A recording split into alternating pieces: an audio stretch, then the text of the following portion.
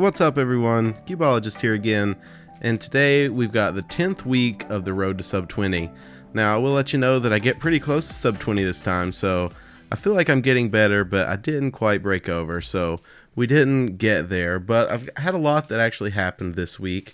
I went to the Carnegie Mellon competition. Now unfortunately I didn't get to stay for 3x3. I had planned to, but plans kind of fell through and I needed to come home, just some personal things, but you know, I'm still really glad that I went. So what I ended up competing in was 2x2, 4x4, Scube, Pyraminx, FMC. Yeah, I know, I'm horrible at FMC. And I also did clock. So I was pretty excited to do clock. I only averaged like 30 seconds, but averaged about 45 a couple days before I left. So I actually got a little bit better before I went and as I was going, because I practiced on the way and in the hotel room, obviously. But like I said, it was a really good time. If you guys are beginning cubers, definitely go to a competition. You meet so many good people, and I've yet to meet somebody I didn't like at a competition. There's people that range from solving in 8 seconds to solving in 3 minutes. So as long as you can solve a cube under 10 minutes, I would suggest going, because you get a lot of good tips from people, and it's just generally a really good crowd. So I would definitely recommend it again, and anytime you can get to one, definitely go. But to talk more about the competition, I didn't actually make a video this time, because when I found out I wasn't going to be there for the finals and the awards and all that, or at least the 3x3, I just didn't really think that I should, and I wanted just to enjoy one. I don't know if you guys realize, but it actually takes a lot of your time to make a video, which I don't mind at all, but I just wanted to talk to everybody and have a good time without worrying if I was missing something that would be good for the video. So that's what I did. I just sat around and talked to everybody, but Laser Monkey was there, so I think he's making a video, so you guys keep an eye out for that. To talk about my solves, I didn't really do that well. Like I said, I was happy with my clock average because it was my first one.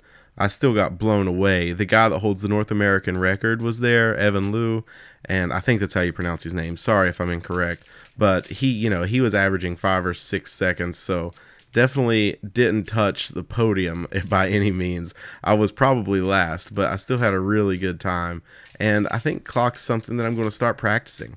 But what I really need to practice right now is 4x4.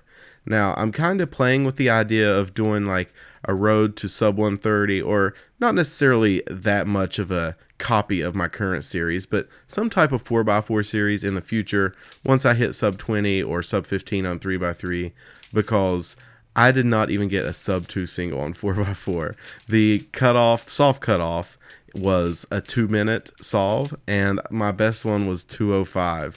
So if you guys don't know what a soft cutoff means, it means that you get 2 solves to get a time under that. So soft cutoff of 2 minutes means that in your first 2 solves, if you don't get one under 2 minutes, you don't get to complete your average. And I did so horribly that I didn't even get to complete my average.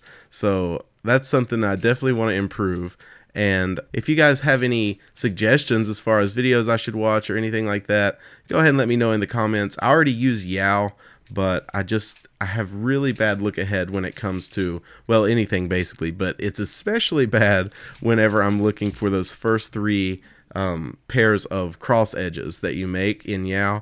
I cannot find those, and that ends up taking like 20 seconds of my solve, and it should only take probably 5. So that's something I definitely need to work on. But like I've said in past videos, I really enjoy concentrating on 3x3 right now, because there's a 3x3 stage in every big cube if you use reduction or Yao.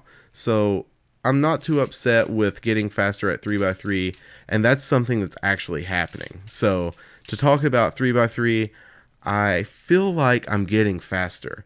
Not just because my times are going down, but whenever I'm solving, just doing walkthrough solves or just slow solves and trying to look ahead, there's a few times here and there where I don't even have to pause at all. I just feel like my insertions on F2L are getting better. They're getting more mindless, if that makes sense. I can do them while I'm looking at the rest of the cube instead of having to focus on what I'm doing. And it feels like that's something that is helping me out tremendously. I did a few solves, practicing for the competition when I thought I was going to do 3x3. most of my solves this week were untimed, and I would just amaze myself at how I could look ahead, and it's like it just clicked in the last week. I'm getting all kinds of personal bests. I've got 3 PB averages of 5 in the last week, and I just got one last night. It was actually 18.16, so that was pretty cool. I didn't expect it at all, but I got so many different 16s and 17s. Then I think there was a 20, but still, it was really good for me, and all these new PBs just make me feel like I'm improving. So hopefully I'm at some type of a threshold where I can just continue getting better, because I really enjoy the feeling of improving. And I think that's what gets most people addicted to cubing, is that feeling of beating your personal bests or somehow reaching a goal, because it's an amazing feeling and there's really not too much that compares to it. But we're coming to the end of the average here. Like I said, guys, I got close on this average, but I definitely didn't break sub 20. And if you guys don't know, I think the way I'm going to judge this is I'm not going to consider myself sub 20 until I get a sub 20 average of 100. Now, that's something that we'll talk about later on, but keep in mind, that's what I'm looking for. So I might break sub 20 average 12 a couple times on here. Ooh, that's bad. You can see right there. I think I would have got it had I not locked up a couple times. But anyway, let's get on to some of the statistics here, and we'll take a look at how I actually did. You can see there that my average was actually a 20.01. So 1/100th of a second over 20 seconds. So I'm not that upset with it. My best was a 16.8, which is okay. You know, I typically get a couple 15s and an average of 12 now, but I also get a couple 28s. So that's why. As you can see there, my worst time was a 29, but I'm working on that. And the standard deviation, basically that just tells you your consistency in your solves. So 3 is not good, but we're working on that. Hopefully I can get that down. But my average for the whole week here was 22.58, and my best time was a 14.7. My best average of 5, as you can see there, was that 18.16. I'm very proud of that. And my PB average of 12 of 18.84. Now my best mean of 100 was still 22.19, but I'm happy with that. I want to get a 21 this week. We'll work on it. But I really appreciate you guys watching, and go ahead and subscribe, especially if you're a beginner, because I'm going to start a new PLL series for beginners this week, and I think that should be pretty interesting. So I really appreciate you guys watching, and as always, you'll hear from me soon, guys. Bye.